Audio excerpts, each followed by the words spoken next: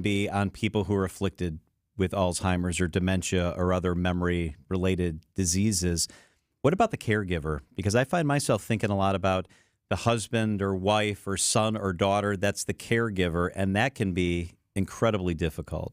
Yeah, it is often very hard on the caregiver. I read a statistic recently that 70% of caregivers over the age of 70 actually end up passing away before their loved one just because of the toll it can take on them. Wow. Yeah.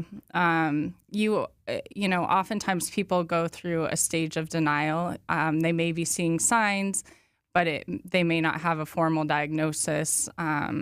So they'll be going through denial. They may go through stages of anger, of grief. I always say it's a disease that you lose someone twice with. You lose them at the diagnosis or at those early signs. Oftentimes you're losing that person of who you used to know. And then again, you lose them when they physically pass away. That's why Azura is so important, because you guys are trained in this.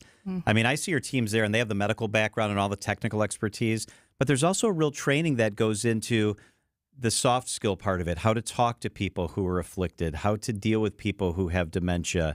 And so get the help if you're struggling as a caregiver. Yeah. Yeah, oftentimes you'll see someone bring their spouse to Azura or bring a loved one to Azura, and it is the change you see on them as the caregiver. They can go back to being the spouse, go back to being the daughter, go back to just spending time with their loved one in a positive environment versus 24/7.